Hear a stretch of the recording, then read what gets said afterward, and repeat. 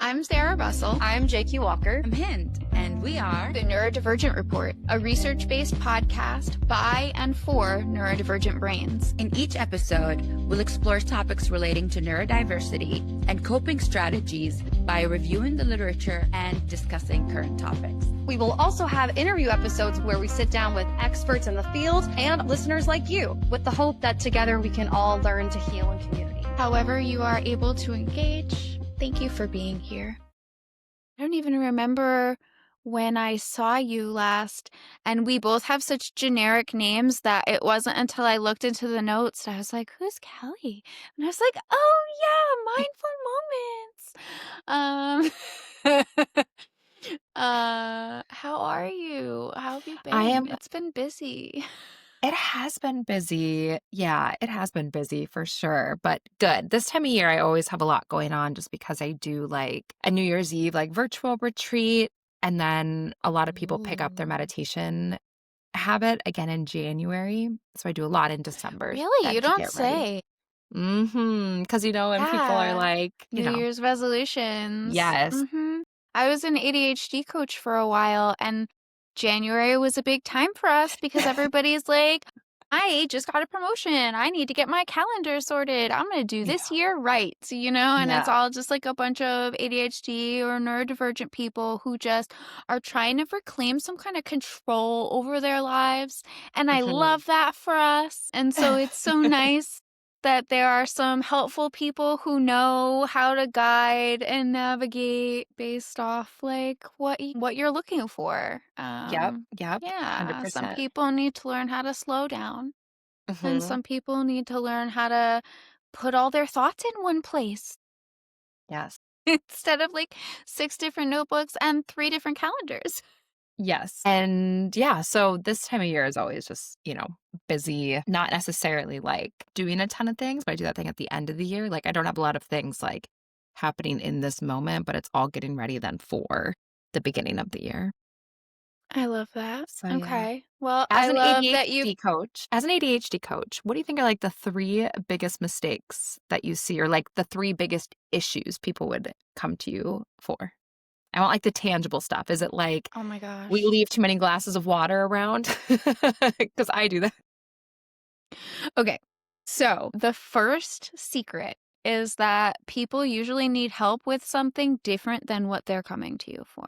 They're Tell me like, more. I need help with my calendar system. And then you find out that actually they're not getting to bed until 2 a.m. And so what they're putting in their calendar is not the problem. It's just making sure that that comes to fruition is actually the problem. And so more on that. The biggest thing that people would come with is sleeping issues, whether it's staying up too late or waking up in the morning. I think that that's been the biggest overlap that I've seen. Okay, well, Sarah, also, everybody's looking for like the holy grail planner, and like, I'm super sorry, but it doesn't exist. It doesn't exist. Okay, if you're happy with how I do for you today, Sarah, maybe like 6 months from now, I can come back, look at me like repitching myself. But I want to talk about Yoga Nidra because it's yogic sleep, and it's actually been shown to be really useful for not only your sleep hygiene, but your sleep in general. And I think that we should talk about sleep, because I would say short guided meditations and sleep are probably the 2 things that I'm best known for. I love this so much. Okay. I'm so but glad. Make sure you're happy with me today before you commit to having me back on. We already met. I vetted you. This is going to be a wonderful conversation. Us neurodivergents are so bad on ourselves. Like, no, but actually that was really skillful, and anybody who's listening could take a lesson. That was I forgot we're already business. recording. No, that... oh yeah. No, so that's really great, because like actually neurodivergent people are so skillful, and they're like constantly underplaying that. They're like, oh, I don't want to be conceited. Like, I don't want them to think blah, blah, blah, because we also remember all the times where we've underperformed. So that's another thing I'm not going to let you do on the show. Well, I appreciate that. I do think now that I am remembering that we're recording, and we're going to talk about meditation and ADHD today, but maybe another day we can talk about sleep. But I think that the reason that us neurodivergent folks are so skillful is because we've had to always find a workaround to something. And we've had to develop skills in ways that neurotypical people typically don't, because I think about like in school and things like that, the system is kind of built for them, but it's not built for us. Mhm. So we have to be creative and figure out the workaround. Mhm. Also, I will say for me, my personal flavor of ADHD definitely has that impulsivity little bit to it, which honestly is really helpful in business because I think I'm just Yes. impulsive enough where it's not Shoot your reckless. shot, take that risk. Exactly. Exactly. I don't think it's reckless. However, definitely I'm going for it 100%. Mhm. I do have that impulsivity streak. Do you, Sarah? A little bit, only when it's encouraged, I think, because I also get really down on myself, and so I can be my worst critic and really talk myself out of any opportunity, and so I think that's been one of my biggest obstacles is having to overcome that and unlearn that negative self-talk, like, get to, like, know myself again and, like, make my self-talk louder and, like, positive. Do you think, Sarah, that not me interviewing you on your podcast, but I'm I curious, love it, though, you're you great. can take all of this out if you don't like any of it. But I'm curious if you think the reason that you're so hard on yourself is because of your neurodivergence or because you're just a high achieving woman, So hard to or say. maybe There's both. also many other layers of, like, experience and trauma and, like, witnessing other people's trauma and experiences. Also, I don't know, not to toot my own horn, but I am highly intelligent and, like, I've always been really perceptive in ways that I can't always explain.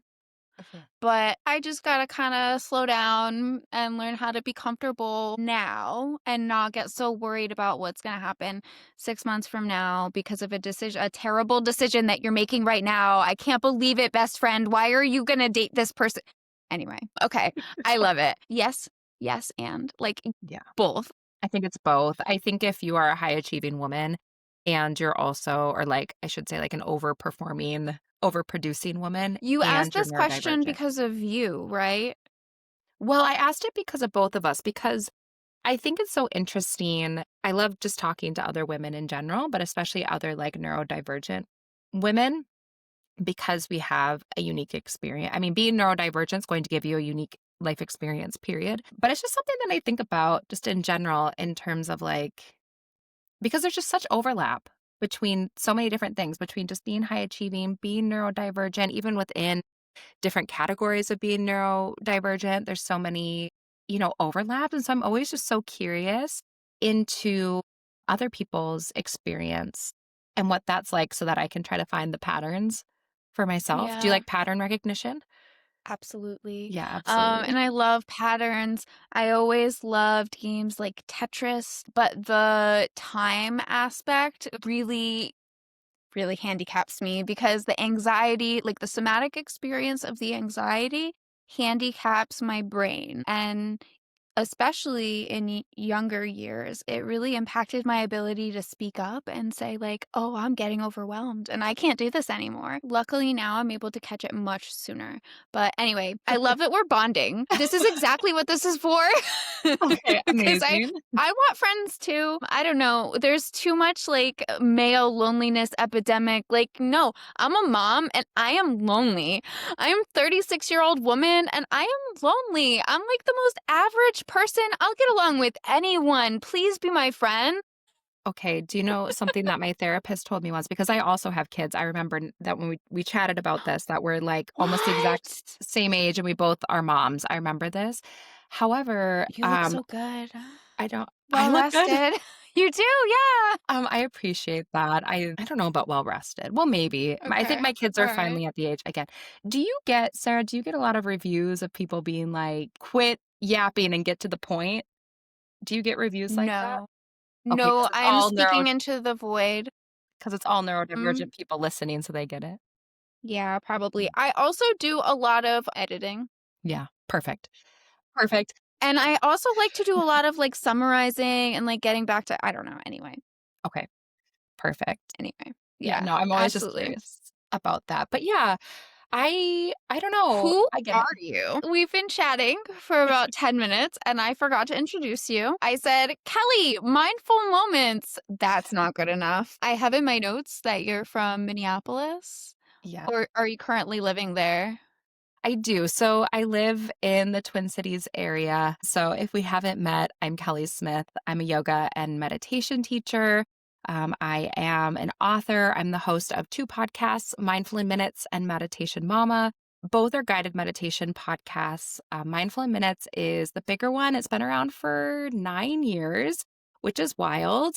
And there are all sorts of different guided meditations on there and then different types of teaching. So I know what we're going to be talking about is kind of the neurodivergent brain, how meditation can help support it, why we feel like, especially if we have ADHD, which I do, why we feel like we can't meditate or it's harder.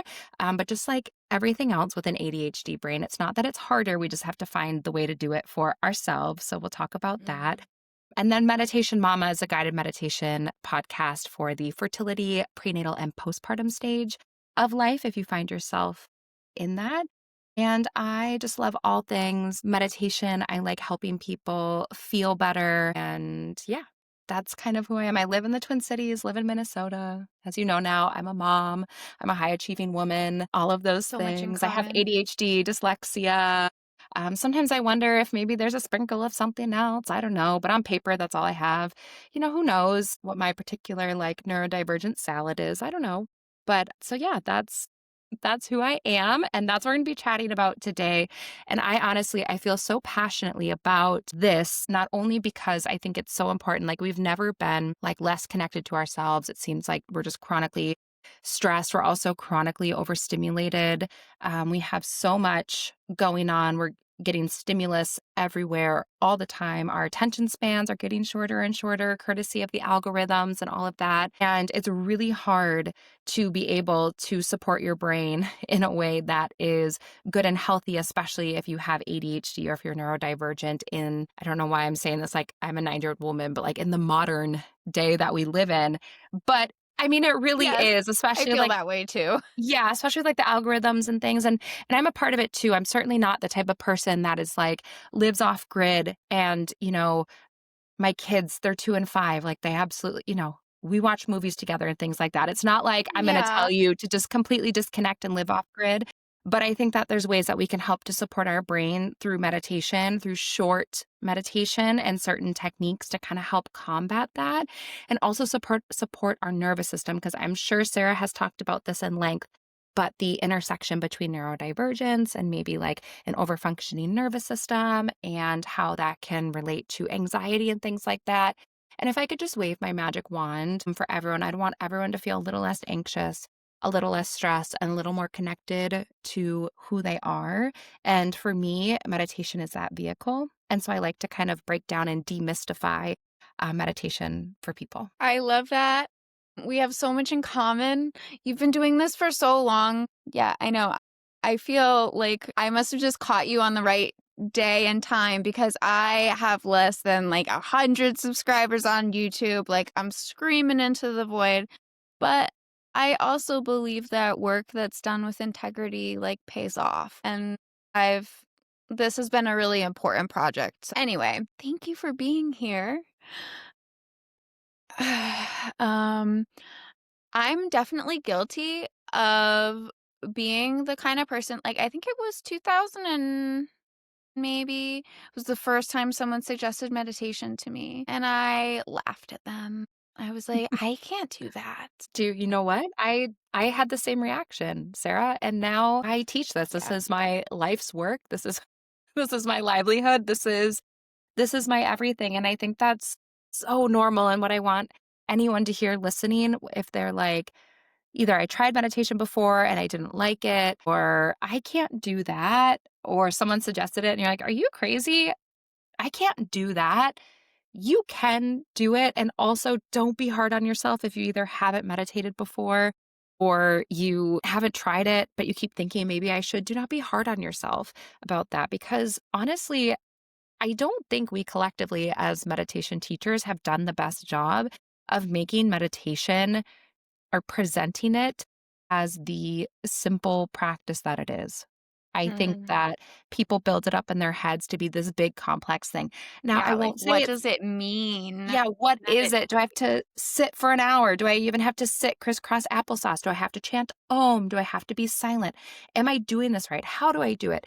I feel like you might as well ask somebody, "How do you make potato salad?" Do you know what I mean? Like Like everyone will do it different? What do you mean? yeah, Yeah. exactly, exactly. Yeah. Raisins, no raisins, just kidding, I've never. This Thanksgiving, I Raisins? act yeah, apparently some white people do that, and that's just weird. I don't do that. I make my potato salad like a baked potato, like cheese and bacon and sour cream and chives, like so good, very unhealthy. But I actually just saw somebody say that they put a little tiny bit of vanilla and it like enhances the warmth of the dish. And I guess they started like a whole viral thing about it. So go look it up. Vanilla potato salad. Okay. I will look it up, but you know what? I've never made potato salad, and Sorry. I don't really care for potato salad, but the reason that I bring this up That's my AD. oh, oh, I mean, have they listened to the first, like, 17 minutes of this? Obviously, we both Yeah. have ADHD, but the reason that I bring that up is because something that I say a lot on my podcast is don't be afraid to be someone's goat cheese, but what I mean by that is that well, 2 different things I mean by that. The first is kind of sometimes I talk about like dealing with criticism or feedback or not everyone's going to like you, right? And that's just life. I think that a lot of us I can't speak for everyone, but at least for me, I had such a hard time. I had no friends really until I was in adulthood. I know I was just kind of in survival mode. School really was not good for me. I was made fun of because I did get diagnosed when I was younger, like in middle school, and then people found out and this was like, in the 90s and we weren't Mean and Girls. it just was We so had such yeah. awful role models at that time too. Well, and And who were our role models? Who were our neurodivergent women role model? We Paris didn't have Hilton. 'em. Yeah, and but it was just so hard, and I know a lot of us experience being othered, and that's definitely one of those things that I've carried with me. But as I've decided to do something where I speak a little bit more publicly, a little bit more openly, I do get criticism. I do have people, that aren't always kind in the comments or have, quote, feedback, which whenever anyone emails you and the subject line is feedback, it's never feedback. It's just their personal negative opinion. Venting. But the reason that I say that is because accepting goat cheese, right? I detest goat cheese. I don't like the smell. I don't like the Me taste, the too. texture. But some people love it. Some people have you know what? It's not goat cheese's fault. Goat cheese is just goat cheese. It's the way that people interpret it. Some people are gonna love it, some people are gonna hate it, some people are gonna feel neutral towards it. Don't be afraid to be someone's goat cheese. And to bring it back to the topic at hand, if it comes to meditation and you try it and you genuinely just don't like it and it doesn't work for you, you don't have to do it. I know people tell you that meditation is going to change your life. Now, it has changed my life, absolutely. I know it has changed a lot of other people's lives.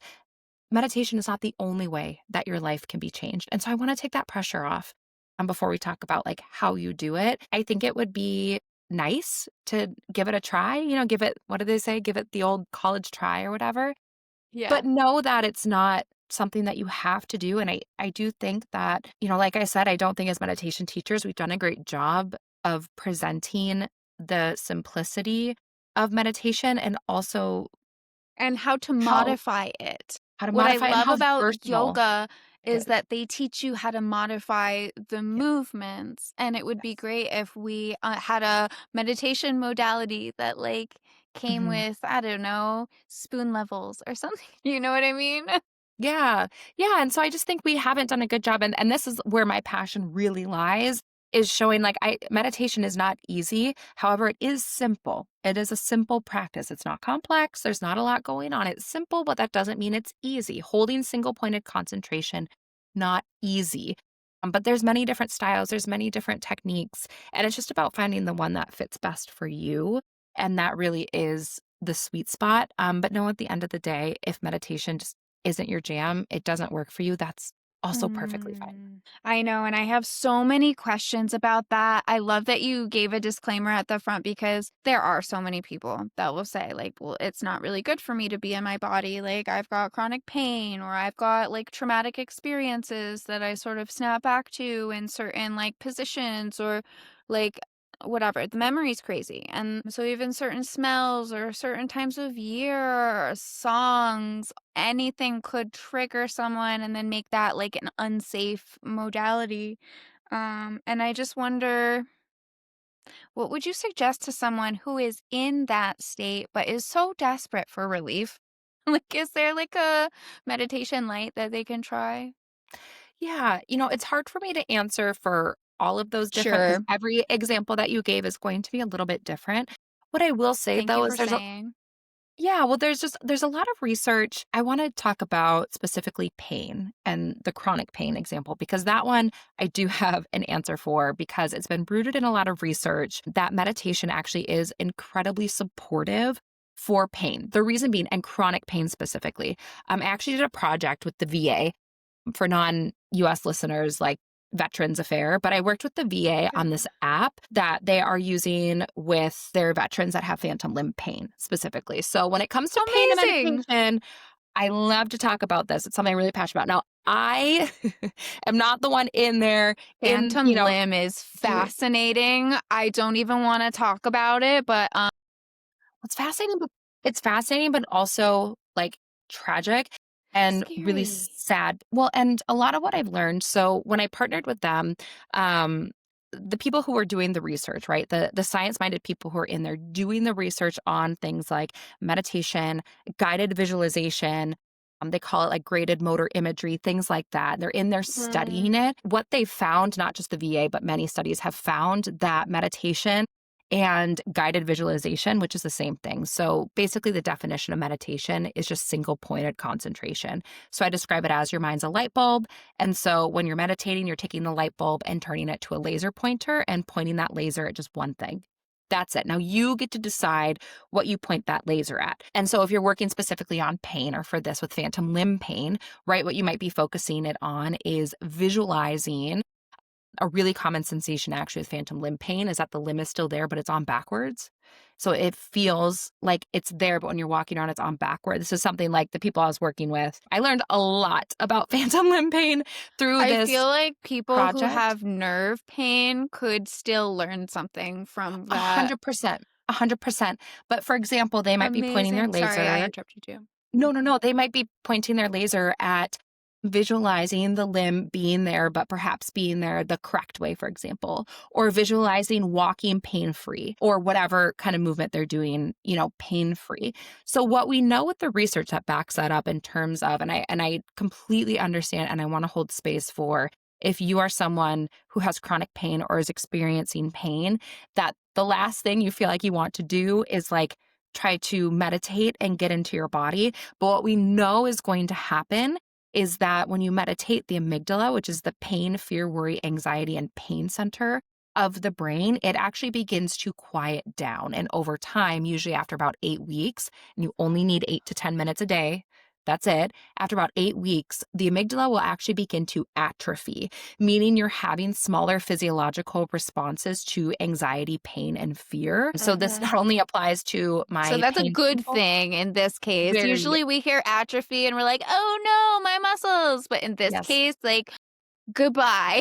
Very good thing because the majority of us, we know, again from research, we know that our amygdalas tend to be overactive. Like currently, right now, in this day and Mm. age, the reason being actually from primarily our media consumption and also our cell phones, because our bodies and our brains can't distinguish between a threat. For example, you're going on a hike. I live in Minnesota in the Midwest, right? So this is a very like Minnesota example.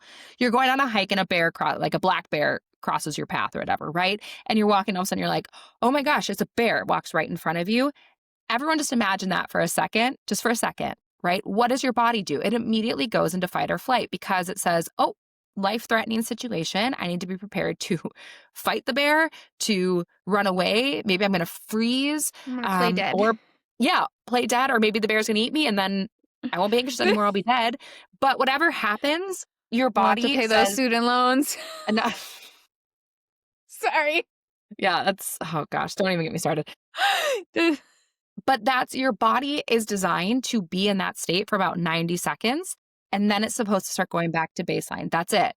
However, I love that you're repeating this because I knew that. And I yeah, almost started to get, like, because I don't hear it repeated by experts often, I started to gaslight myself, like, oh, well, maybe you made it up. Like, no, it's real. It's real. no, but It's it real. is real. It's the, Mhm. I usually describe it as like the emotional, the initial stimuli of the emotion, like, is going to happen and last for about 90 seconds. And then after that, you choose to re engage with it, or like, you have to do something to get out of it, though. Like, something has to change. We know that from basic physics. Or something happens, like something else like the bear, for example, right? So maybe the bear just Forbid. keeps The maybe bear the bear gets you. walking, and whatever happens usually should be resolved within 90 seconds to maybe 2 minutes, usually. So, but now we think about our modern day and we know that we can't distinguish between the bear crossing our path and actual life threatening situation versus watching the news and seeing someone else in a life-threatening situation or seeing something that feels like a Mm. threat to ourselves or getting that email from your boss that just says, let's talk this afternoon. Do you have time? I'm going to put a meeting on their Schedule a calendar. meeting. Yeah. Yeah, and but tells you nothing else. And so you're like, I'm getting fired today. Yeah. Or you get an uncomfortable text message from, I don't know, your in-laws or your get into a fight with your husband or your school says, come pick up your kid. This happened. All of these things, right? We're scrolling on social media and the algorithm. And actually, this happened to me last night. I really try not to scroll a lot, but I did a little bit last night. And it just, it feeds on your fears. And that's what keeps you continuing to scroll. It keeps you engaged. It locks in on your fears. And so then you're like, oh my gosh. And that's what people engage with. And so the algorithm is so smart, but it's horrible for our brains and our nervous system. It's But super we still do bad it. for you. They designed it intentionally to be, like, addictive. Like, you Yeah. are the product. Yes. Yes, and Yeah. so we're not designed so all day long, we're getting these hits of fight or flight, and so what happens is we're kind of chronically in this activated fight or flight response, which activates the Yeah. amygdala, which again is the part of the brain also responsible, yes, for anxiety, but also pain, fear, kicks off that fight or flight response, and so then what happens is that when we meditate, we quiet that part of the brain, and then over time, it'll start to atrophy, so meaning it doesn't fire as fast or as strong, which is really good in this instance of we want the amygdala to atrophy because we as humans collectively, the majority of us have overactive amygdalas because they're constantly lighting up, responding to all of this stimulus and all of Mm. these kind of basic nervous system responses that we have to field living in such like, I don't know, a digital world. Yeah. That's super true. There are some exceptions of people who, like, medically have smaller amygdalas than usual, but they're already at an advantage, from my perspective. I was just wondering if, like, I don't know if you know who Karl Marx is, but I he do. sort of, yeah, so he sort of predicted like a revolution would be inevitable. And my position is that he didn't understand enough about like psychology or basic human physiology, because actually what happens when humans live in this dysregulated chronic state, like, we actually are shutting down. I mean, maybe if they push us to a further survival state, then we'll get there. But like that, I don't even want to think about that. That was just like, whoa. Because again, Well, I'm our noticing that systems. communication is difficult for a lot of people. Mhm. And, it's like people are coming into conversations with the last fight in mind still, like struggling to sort of shake that etch sketch in between Mhm. interactions.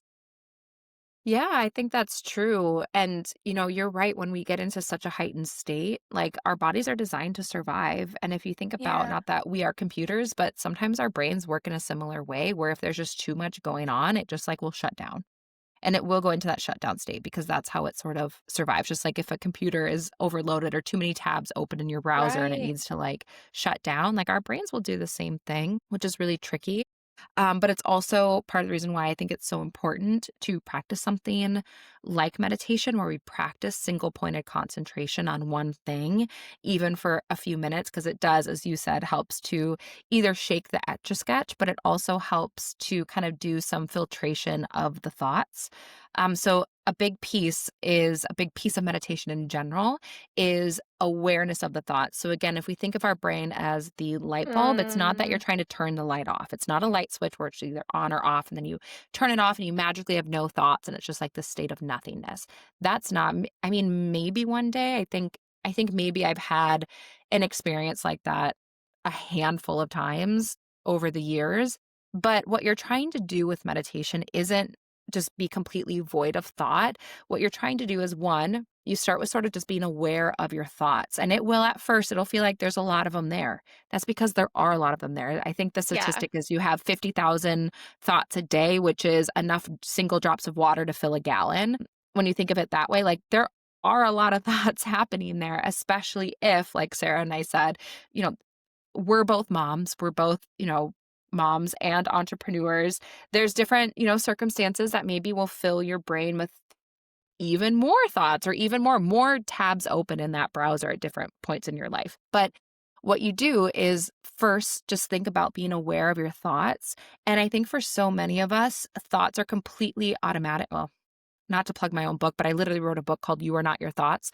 And the reason that I called it that is because we get so flooded with our own thoughts and they're so automatic. We have such a hard time distinguishing between what is actually me and what is a thought. Because just because you have a thought doesn't mean that it's true. There's a Mm, total difference between is this a thought or is this a truth? We have a lot of thoughts, right? 50,000 of them, I think, minimum all day long, but we don't have a lot of truths. I'm Yeah. noticing a lot of challenges that people are having between like what is a thought, what is a fact, what is an opinion. I think definitions of words are like being forgotten. Not to sound like the pedantic autist, but like words have meanings and we should just because of the thoughts. And yeah, we do have a lot of thoughts. I remember trying to coach people, just try meditation, let's just do mindfulness for 10 seconds. And well, one, people forget to start. Like the perspective memory of it is just they just forget to do it. But I also oh, this think just 10 left my seconds brain. I think 10 seconds is a little too short too, only because not that I'm trying to be critical, but I see a lot of these suggestions online too. And I think about it as like you need to give yourself a little bit of time to warm up. I think even like 2 minutes, 3 minutes, 4 minutes, mm. I think that's great. But I see a lot of like 10 seconds or 30 seconds. I think we should be doing a minimum of 60 seconds just because I think it takes time to kind of warm up a little bit and to sort of And also, if you get think there. back to the 90-second rule of the emotional stimuli, Mm, yeah. yeah. But I think when you like, if you look at meditation in general, especially if you have a really busy brain, right? You have a lot of thoughts. For us with a neurodivergent brain, and also often can feel like, that pinball machine, right? Where the thought is just the pinball and it's like do, do, do, do, do, do, do, going everywhere. So the first stage of really just even sitting for 1, 2, 3 minutes and just being aware of your thoughts is really the first step and being able to distinguish between like either what is a truth and what is a thought, or just gaining general awareness as to like what are the thoughts that I'm actually having? I think so many of us have become completely enmeshed and intertwined with our thoughts that they completely overrun our lives, right? So, for example, a thought I sometimes have is like today, I'm at a co working space working all day. I only work part time, but when I work, right, a thought I have is I'm a bad mom because my kids are probably at home asking for me to do their rest time and I'm not there. Now, that's a thought that I have. It's not a truth. And so when I kind of follow that thread in a way, which we with neurodivergent brains, we're pretty good at following the thread. You just have to do it intentionally, right? So that thought of, I'm a bad mom, I'm not there to do rest time, and they're probably waiting for me, they're asking for me. Follow that thread. And so I take it and I start following it and I say, okay, what's actually happening here from this thought? Okay, I'm missing my kids.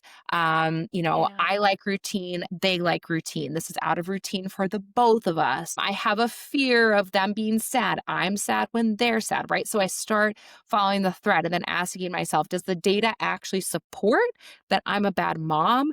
Or is it just all of these thoughts that I'm having because of these other things, right? And the data does not Mhm. support that I'm actually a bad mom. It just says that, in that moment when it's rest time, and I think, usually I'm there 75% of the time, at least I'm there doing their rest time. And this is kind of an out of the routine day for both of us. But the data doesn't support that that actually makes me a quote bad mom. I think that it's important that first we have the awareness of the thought. It's so easy for me for that thought to just come and go. Oh, it's 11:45. The kids are going down for rest time right now and I'm not there. Oh my gosh, I'm a bad mom. And then I just move on to, the next email that I'm there, right? No awareness that that thought even passed through my brain, but it was there. And those thoughts are important. They stick with us. And so doing something as simple as just sitting and observing your thoughts, even if it's that pinball in there going ding, ding, ding, ding, ding everywhere through the machine for a minute or two, I think that's so essential when we're trying to distinguish between what's a thought and what's a truth. I was going to interrupt you and ask, do you think that some of us are scared to stop and listen to what we're thinking? Like some of us have 100%. like totally intrusive thoughts. No, 100% because often, yeah, you're not always gonna like when you sit down, the thoughts that it was Rumi who had this famous quote saying, "Quiet the mind and the soul shall speak." No disrespect to Rumi. I love Rumi. However, I think it's quiet the mind and everything starts screaming at you. And again, it goes back to we live such busy lives that we kind of and a lot of us like overproduce. We do that when you finally slow Mhm. down, everything floods to the surface. So many things, our emotional state, our physical state. That's right. For so many of us, it's like we're just doing, doing, doing, doing. And then until we're completely burnt out, Gotta our process all mental those state, tabs. yeah, and we're just trying to, push down and suppress. And so if you do start a practice like mindfulness or meditation, and to kind of circle back to the definition, remember meditation, single pointed concentration. Mindfulness is like that light bulb, turning it up all the way to illuminate doing one thing at a time. So you can do anything mindfully. You can't do anything else while you're meditating. To meditate is its own verb. You could do anything mindfully. You could fold your laundry mindfully. That just means be present with the laundry you're folding. Smell, notice the smell of the laundry, feel the fabric, fold it, reflect on. It's my favorite sweatshirt. I've had this sweatshirt for years. It's so soft, right? That's being mindful. But when you Yeah, like full, like just full full because immersion in just you're a single thing, one thing, that's it. One thing at a time is really mindfulness. And so Mm. when you are, if you're worried that the floodgates are going to open, that is a common experience. It's not going to last for forever, right? It's going to be kind of that like the water kind of coming out. And you might be like, oh yeah. my gosh, I'm exhausted or I'm Oh, unhappy. that's why I was so Or, heavy. yeah, or oh, I'm depressed, or oh, I'm so anxious because, A, B, and C. And, if you're going to look at something, if you're going to try to be aware of your thoughts, you're going to try to be more present with your lived experience. It's not always comfortable. It's not always easy. It's not always nice. However, it's Mhm. not going to be like that for forever. Your alternative is to continue to push it down, to suppress, and that you'll get by for quite a while doing that. Absolutely. I got through a lot of life doing that. A lot of us have gotten through a lot of life doing that. But you also might be surprised with what comes up, for better and for worse at times. But I Mm. think it's a really powerful practice that we try to shift away from repressing and numbing, which is a lot of the things that we do. We think we're taking a break, but often, we're numbing. I think about like doom scrolling at night, right? We feel like it's a well-earned and this is not me I shaming feel anyone. so bad for us that like this is all we have left. Well, and that we think we're taking a break and like a well-deserved break. Yeah. I do this too. I still scroll on my phone for a while after my Yeah. daughter was born. She just recently turned 2, but when I was, newly postpartum and up all night long, I would be on my phone, but a lot of times I'd be scrolling. I had to just delete TikTok off my phone because it just like it really wasn't good for me. And the TikTok algorithm in particular is so good at like, feeding off your fears. It kept feeding me, like, SIDS content and stuff when I had, like, a Oh 3-week-old no. baby and I'm, like, it literally feeds on your fears.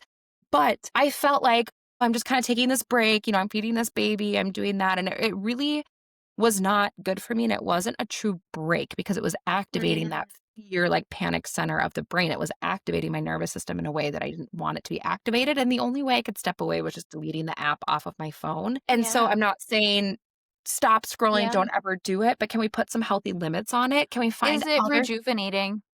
yeah, does it really feel like a break or are we numbing? And sometimes it is a break. And if Mhm. it's truly like a little break, amazing. That's great. I love to sometimes go on Pinterest or Instagram. I recently redid my son's room and, he wanted like a little lofted bed. He just turned 5. He wanted kind of like, a big boy room. And I love a room. I love a room redo. Even when I was young, I love like a room refresh. And so for me, like a break would be when I was working, I'm like, okay, well, I'm going to look up the IKEA bed that I'm going to get. And I'm going to look up little hacks people have done of, how they've transformed it or how they've done it. Like that really felt like a little break for me to be like, oh my gosh, that was so fun. I just like got all this inspiration for how I'm going to redo this room. Mhm. That when you kind of get I sucked do in and recipes. oh yeah, see, we all have our thing. And I think it's important too that we don't completely, you know, say that the villain is social media or the algorithm. It's not. But it's when we really get truly kind of like It's our addicted to it. inability to moderate. Exactly.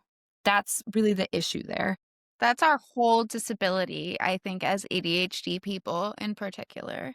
Yeah. Um, And so but I think that something like meditation is so important to kind of be the antidote for yeah. that. We Yeah, need it more and, than anyone else. like, you just have to build up evidence that you can do it. And Mhm. so going back to what you said, if you start with, like, a minute, that's fine. Start with a minute. I also think for the neurodivergent brain, I think the best form of meditation for you is going to be a guided meditation. The reason being is because you have a guide, you have someone walking you through the whole Mhm, thing, a short guided meditation where you don't have to overthink it. There's no way for you to get distracted and go down a rabbit hole. You just find the short guided meditation, you hit play, you listen mhm, to the instructions, and you follow along. I think mhm, a guided meditation is the best form of meditation for the neurodivergent brain, especially if you're just starting out with mm, meditation. So, a 5-minute guided meditation, I think, is like the best place to start because if you just kind of, especially if you have ADHD in particular, if you just say, okay, just sit and observe your thoughts for 5 minutes, that can be an incredibly powerful practice, but it can be so, so, so challenging. And so, doing a 5-minute guided meditation where someone's walking you through kind of the steps of the practice or giving you some kind of a little, almost telling you a story in a way, it helps you to stay with it and to stay focused and to not kind of just feel like, well, now what do I do? Or letting your brain completely just run amok for the next 5 minutes. And I think that's like the best, especially if you're starting, the best place to start. yes, I was gonna say, as an ADHD person, if you're thinking like, "Oh, I'm still gonna get distracted, like, I'm gonna be listening and then I'm gonna be zoning out," that's okay. It is. You yeah, you're still gonna re-engage with that. You're still, like, gonna hear them eventually, and you know what? If you come to and you realize, "Oh gosh, they stopped talking and I didn't hear any of it," like, that's okay. You can just start it again. Like, you didn't do it wrong, and you're not a bad person. 100%. And the point of meditation isn't to have no thoughts and to never be distracted. It's to get Mm, distracted and return, get distracted and return, get distracted and return. practice. And so you practice, why we call it a practice. But what we're trying to do is over time, lengthen the space between the distractions. So maybe at first you're getting distracted I would say like every 2 to 5 seconds, really common. And then maybe over time, maybe you do your meditation every day for a month. And then you're like, oh, now it's like every 5 to 8 seconds or 5 to 10 seconds. You're still going to get distracted. I still get distracted when I meditate. We all do. It's when that laser deviates from your point of concentration, can you point the laser back? And then how long can you go between those deviations or getting distracted? And you're trying to lengthen that time in between the distractions. That's the point of meditation, not to just magically be so focused and have, no thoughts, no distractions, nothing for your whole meditation. It's practicing. It's like when you do resistance training, right? And you get those like little resistance bands and you Mhm. do something. And, I think about one of my favorite resistance band exercises is when you put the little band, what do they call it? The girlies are calling it the booty band, but it's like that little small like resistance band that you put on your ankles or like around your knees. And then you get kind of low into a squat and you walk like side to side. Really great for the glutes. Also something they have you do a lot postpartum to start to like rebuild some of those, lost muscles. Anyways, every time you take that step with the resistance, right? You're building up a little bit of strength in the muscle of your body. Your brain works just like a muscle. Every time you have that laser, you're pointing it at something, it drifts away and you bring it back, drifts away and it brings it back. That's another rep of the resistance band for the brain, and you're building up that strength over time. I love that. As you were talking, I I realized that I haven't really talked about any of the questions, but that's okay. That's okay. I'm wondering also if knitting might count as meditation in some way, or is I'm it going to more say of like a no. mindful activity? It's a mindful activity for sure. It's a mindful activity for sure. And so if you're just sitting there and you're knitting, like for me, my preferred mindful activity is doing puzzles. I just love doing like a little jigsaw puzzle. If I'm Okay. just doing that one thing and just enjoying the jigsaw puzzle, that's definitely a mindful activity, which can be incredibly soothing, also really important and great. Stimulating. Absolutely. But technically not a meditation. Okay. Okay. I'm just wondering, I guess I'm just Is like that what you're too working on? productive. Is that what you're Um, working on your knitting? Or what is yeah. that? Yeah, so this is gonna be, I think, a scarf. Oh, cool. Yeah, I'm just playing with this is weird yarn, but I'm learning how to do 2 colors. Mm. So, one of the yarns is, like, all black, and then the Yeah. other one changes color. And because Oh, of that, my stripes are uneven, but it feels soft, so whatever. cool. I just That's cool. realized I could make little hearts with Wow. just, like, doing one line of color, so I'm just Cool. learning as I go. Do you find it's hard to ask questions and knit at the same time, or the knitting helps you to ask questions? I think it Oh, helps me to not fidget, like, got it. because otherwise I'd be, like, touching my hair a bunch Mhm. or, like, moving things around on the desk or, Yeah. like, wiggling in my chair. I used to get in trouble on my last podcast because I couldn't stay centered in the camera. I kept going like this, and so she would just get mad at me, but that's fine. I just do camera off. My podcast is audio only, so no one can see me. I know, and yeah, I'm intrigued by that because I think I mean this project is what it is. It's people sharing their stories, but um there are other topics where like, people might not want to show their face while they're talking Mhm. about like Mhm. one of the most awful things that ever Yeah. happened. Yeah. Do you do video because everyone says that like the way to have a successful podcast is it has to be video? I think that people like to watch something, Mm. but I don't know if they like to watch me. I mean, I'm just sitting here knitting. All right, chime in the comments, people. Let Sarah know. Do you Let like to us watch her know. sit and knit? No, let her know. Genuinely, let her know. Mine doesn't really lend itself to audio because people usually close their eyes or keep a soft gaze for meditation anyway. So I've just never really, and I record usually in a little closet. I'm at my co working space for this, but like for my guided meditations, I'm like in a little dark Mhm. closet in like my basement. So it's really not very like aesthetic. But yeah, I don't know, I'm just curious. But let let Sarah know in the comments. Do you like sitting and watching her knit in front of her Christmas tree while she chats? I feel like probably. That is fair. Maybe, maybe. And my gosh, I don't like to give myself compliments a lot because I'm worried about how it looks. But one thing I really do love about myself is how excited I get. And I Mhm. think that that's really important for people to experience because maybe not everyone has someone so bubbly or joyful in their life. And so I don't know, my face is part of that. Yeah. What are you worried about when you say you don't like how it might come across? Like, tell me more about What do you mean? What did I like, say? you said that you don't like to give yourself compliments because you're worried about how it Oh, might come across. yeah, I just don't want to be conceited.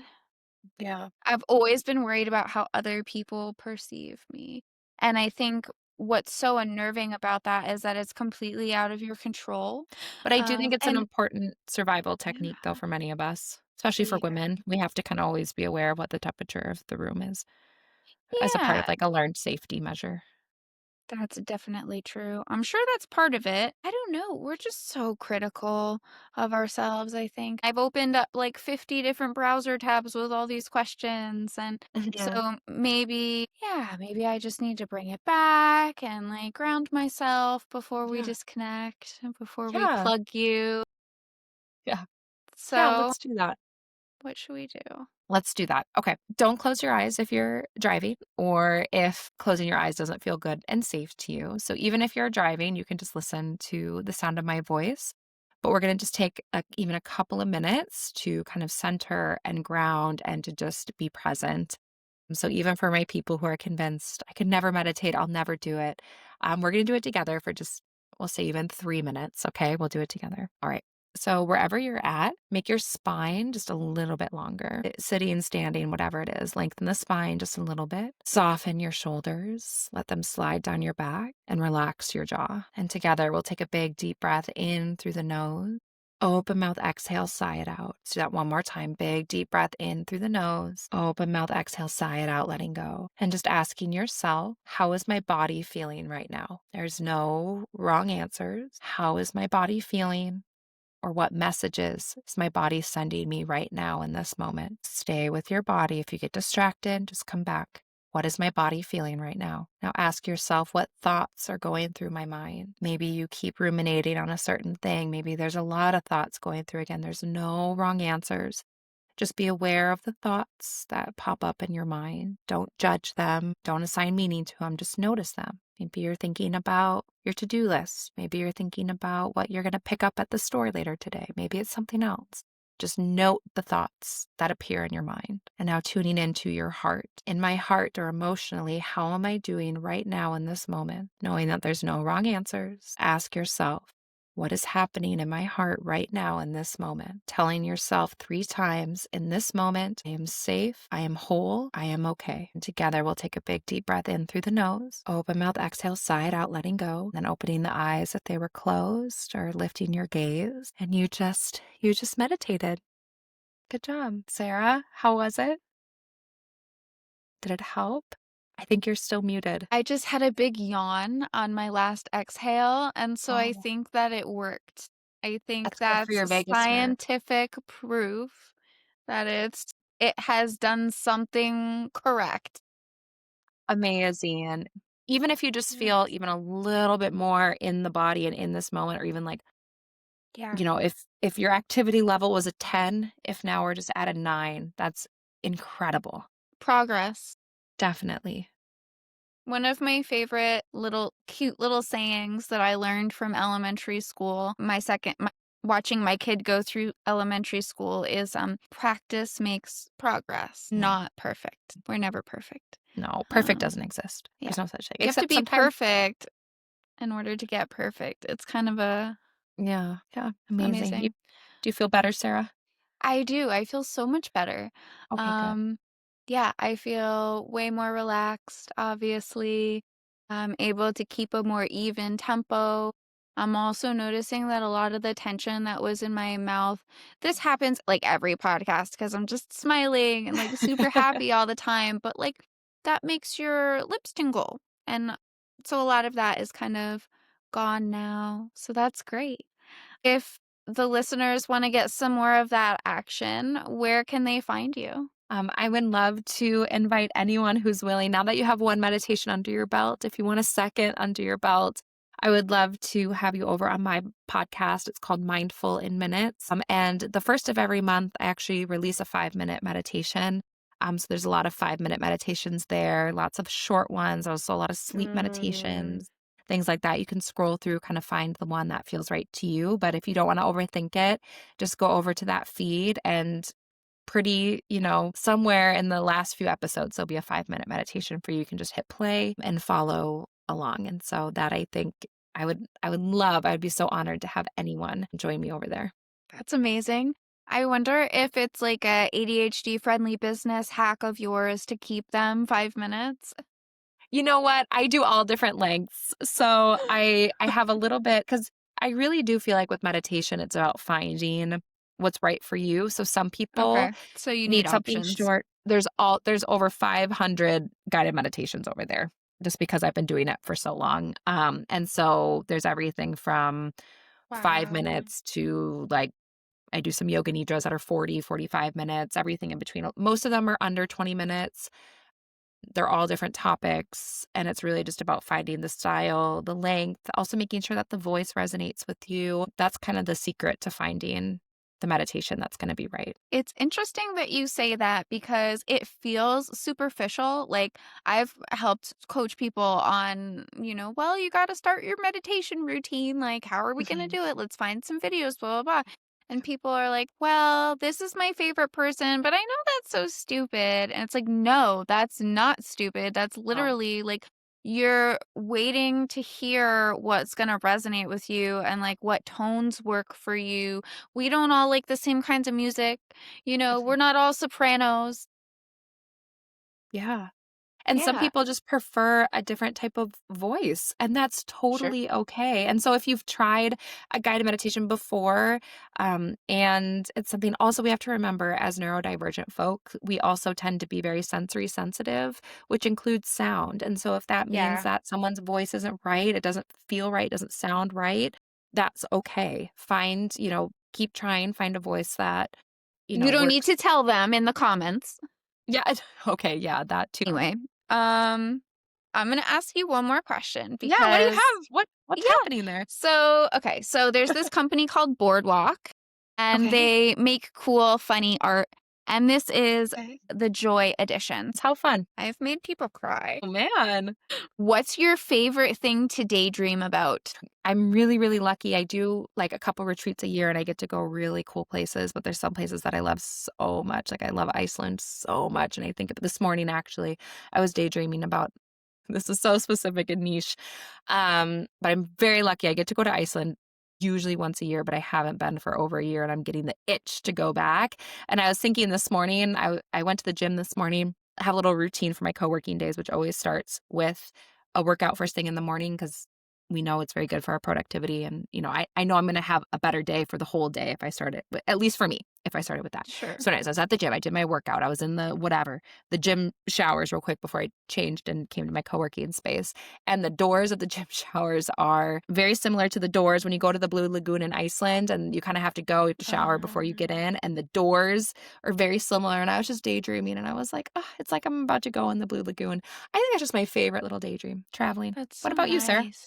Ooh, no idea. That's tough. I Ooh. am so chaotic, I think. I don't know, but I live in like the woods, and so I'm often like looking outside and feeling like I live in like, I don't know, the enchanted forest and like just wishing that the little raccoons and the little chipmunks and the little black squirrels would talk to me. I don't know. I think I spend a lot of time wishing that things were different. I've never really been someone who enjoyed fantasy books though, which is Mm. so that's interesting. But yeah, I just wish that like this place were better is all. A lot of people spend time like building worlds on video games, and I just wish that we could direct that energy towards making this world better though. Yes. Yes, I I agree. get I'm gonna it. I yes get it. We're and all you. struggling to survive. I know. Yes, and you are in control of your own little internal world even within your home, Sarah. Yeah, You can't always control what other people are doing, but you that's can true. try like if there's little small things that you can do for, your little like, habitat for, you and your household, what can you do to build your own little magical world? That sounds so cliche, but like, I know. because And there's I'm things we so can lucky because control and there's things we so can't. many ways that I can do that too. We have so many community engagement activities. And so That's I amazing. really can just like drop in to society when I'm feeling safe. Yeah. They're Yeah. usually happy to have me. Yes. Thank you. Oh, thanks, Thank Sarah. you. Thanks for chatting with me. I'm so glad you were here. Did we already do socials for you? Where can people find you on social media? So I'm on Instagram. My handle is yoga for you online. And so if anyone has questions, let me know. You can send me a DM, but that's really the only social media place that I hang out. Okay. Yeah. Awesome. Easy peasy. Well, Merry Christmas. Merry Christmas. We'll chat again about sleep. I would love to. Bye. Thanks for being here. If you want to connect with the Neurodivergent Report, you can find us at ND Report Pod on Instagram, Threads, TikTok, YouTube, Blue Sky, Substack, etc. If you're looking to support the show, the best thing you can do is subscribe and leave us a 5-star review. please do that. And hey, if you want to check out more about us, visit our website at ndreportpod.com. And you can also go there if you want to be a guest contributor on the show. Until next time, be well, do good. Bye.